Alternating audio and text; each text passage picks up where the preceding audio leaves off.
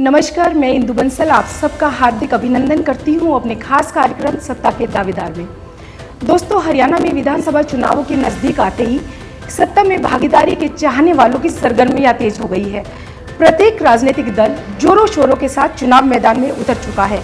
सत्ता के दावेदार कार्यक्रम के माध्यम से हमारा ये उद्देश्य है कि हम उन चर्चित चेहरों से आपका परिचय करवाएं जिन्होंने जनता के बीच में अपनी एक विशिष्ट पहचान बनाई है। आज हमारे साथ हैं समालखा विधानसभा क्षेत्र से भाजपा से टिकट के दावेदार मनमोहन भडाना जी। भडाना जी नमस्कार। नमस्कार। भडाना जी, सबसे पहले आप अपनी पारिवारिक पृष्ठभूमि के बारे में बताइए, कुछ निजी जीवन से जुड़ी हुई कुछ सामान्य चर्चा। देखिए, पारिवारिक पृष्ठभूमि की जब बात करते हैं तो मेरा परिवार पिछले 4 दशकों से जो है ना समाज सेवा में जी। राजनीति नहीं कहूँगा उसे, क्योंकि उनके लिए राजनीति एक समाज सेवा ही है। तो मेरे पिताजी समालखा से 2 बार विधायक रहे, फिर खतौली से विधायक रहे और अनेकों चुनाव लड़े उन्होंने, और उनके लिए मायने नहीं रखा कभी कि भाई चुनाव जीते या हारे, लेकिन हमेशा उन्होंने अपना पूरा जीवन जो है सिर्फ और सिर्फ पब्लिक लाइफ में बिता दी। मुझे याद है जब मैं छोटा होता था तो बड़ा मैं सोचता था कि मेरे पिताजी बहुत बिज़ी रहते हैं, समय नहीं दे पाते थे मुझे, लेकिन अब मैं उस चीज़ को रियलाइज़ करता हूँ कि उन्होंने अपने परिवार को भी ना इतना वो महत्वपूर्ण समझते हुए सिर्फ और सिर्फ लोगों के भले में और समाज सेवा में जो अपना पूरा जीवन निकाल दिया। और मेरे चाचा भी और मतलब सारा परिवार ही जो है ना, जब फरीदाबाद से रहे हों हम लोग, चुनाव अनेकों लड़े हैं, मध्य प्रदेश से भी, राजस्थान से भी। तो लेकिन अब मान लीजिए आज 20 साल बाद मैं समालखा बाद आ रहा हूँ, तो यहाँ पे जो लोगों का सम्मान और जो प्यार दिख रहा है वो उसी का नतीजा है कि उन्होंने हमेशा सर्वोपरि समझा समाज सेवा को। जी भडाना जी, आप अपनी राजनीतिक जो भागीदारी है उसको किस रूप में देखते हैं? राजनीति आपके लिए क्या है?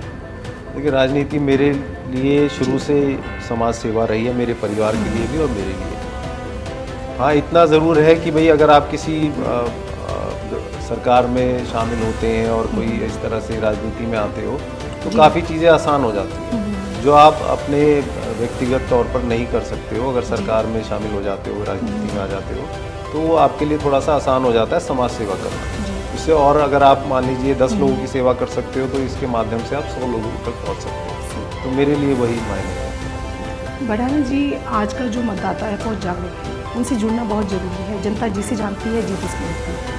जनता जिसे अपना मानती है उसको आगे बढ़ाने में विश्वास रखती है। सामाजिक रूप से आपने कौन कौन से ऐसे कार्य किए हैं जिनसे आपको लगा कि हाँ, मुझे जनता के बीच में ही रहना है? समाज के लिए आपने क्या क्या किया? समाज के लिए मैंने इससे पहले फरीदाबाद से भी मैं बहुत सालों से जुड़ा रहा हूँ जी।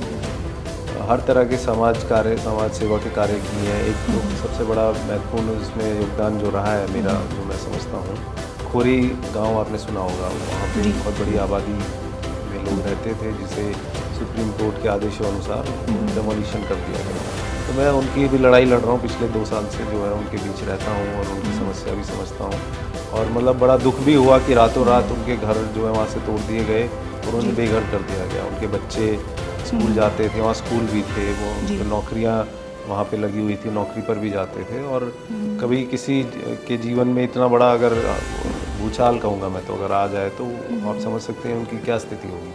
तो उनकी लड़ रहा हूँ मैं। सुप्रीम कोर्ट में भी केस फाइल किया हुआ है उनके बिहाफ पे, और उनके आंदोलन में भी मैं सक्रिय रहता हूँ।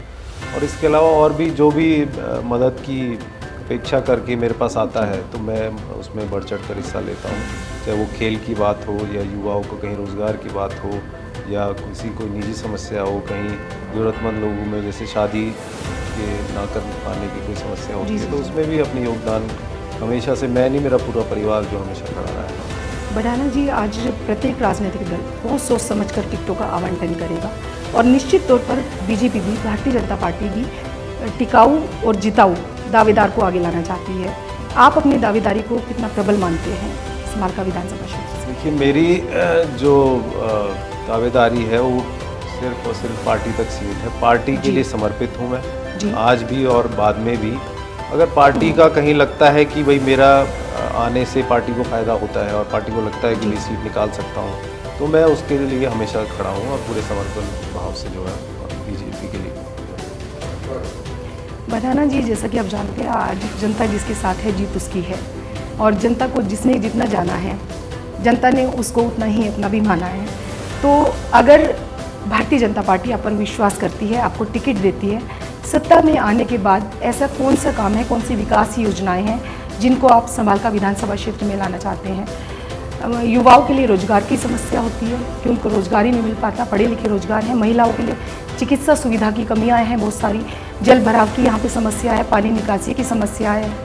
तो कौन सी ऐसी विकास योजनाएं हैं जो आपको लगता है कि हाँ, अगर मैं सत्ता में आ गया तो इन योजनाओं को तो मुझे अमल में लाना ही है?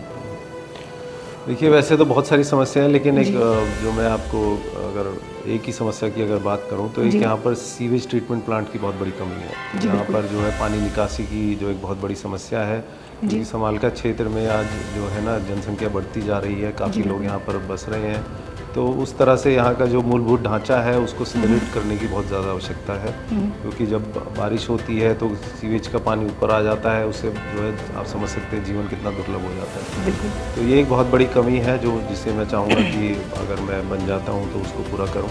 उसके अलावा और जो आपने गिनाई है, रोजगार की भी समस्याएं हैं। देखिए, भारतीय जनता पार्टी की बहुत सारी नीतियां हैं, रूप से टूटता है युवा।